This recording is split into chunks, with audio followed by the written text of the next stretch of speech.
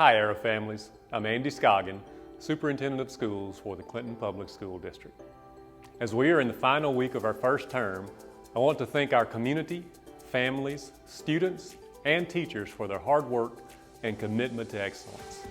Personally, one of the best parts of my job in the first few months in the Clinton community has been getting to know so many members of our school community and to build connections with those individuals. I've had the chance to see firsthand the exceptionally talented educators and the difference they can truly make when they have students consistently present inside the classroom. Because of our high attendance rate, I've also had the chance to see engaged students continue to grow academically and socially. Last year, our data indicated that each positive student was responsible for quarantining an average of 7 students due to required contact tracing.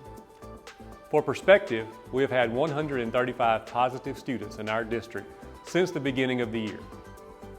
Using that same information, following the close contact guidelines while wearing masks has potentially benefited 945 students from being quarantined from school for a minimum of 10 days.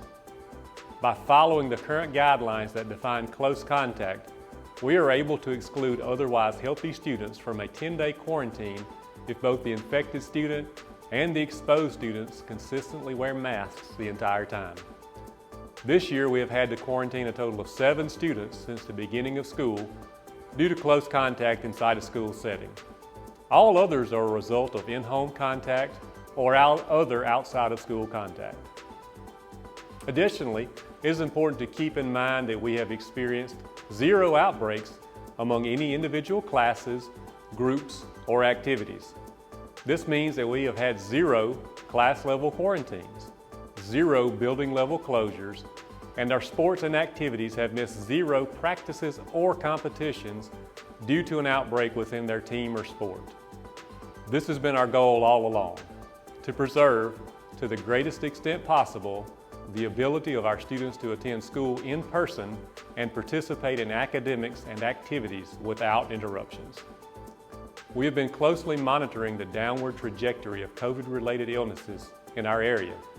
Some key data points beyond the minimization of student quarantines and our high student attendance are the percent positive rate for Hinds County and the rate of cases per 100,000 as compared to the Clinton Public School District. The percent positive is exactly what it sounds like, the percentage of all coronavirus tests performed that are actually positive. A high percent positive suggests that it is not a good time to relax protocols aimed at reducing transmission among our students and staff. As a reminder, when the reopening protocols for the Clinton Public School District were created in May 2021, the percent positive for Hinds County was 2.4%. Currently, the rate is almost 5 times higher than that at over 11%. While the trajectory has steadily trended downward, this indicator gives cause for concern for our community.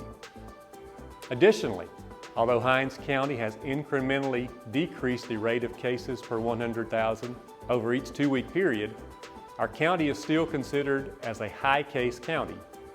As compared to the Clinton Public School District, the rate of decrease has accelerated more rapidly than with our student body over the same 2-week period. Several reasons may be attributed to the difference. While the Clinton Public School District rate per 100,000 has also declined steadily, it is important to balance that with the understanding that the age distribution of recent COVID cases has increased among children. Also, within our student population, 51% are not of age to be eligible for vaccinations. Recently, test data from the 2020-2021 school year was released. Although our district was again among the highest performing in many categories, skill deficiencies among many students in a multitude of areas were also identified. It is abundantly clear that our students learn best when connected in person to their school and teachers. Each day we have with our students inside our classrooms, our teachers are working to address those needs. At present, we will continue to follow all protocols as outlined in our reopening plan. As data continues to trend downward, we will reduce the timelines for review of our protocols from monthly to every 2-week period. This will continue to be a year where we navigate the changing landscape each day. Regardless, one thing will remain certain. We remain steadfast about the success of our students. Thank you for the patience and grace that you continue to afford us during this challenging time. And as always, go Arrows!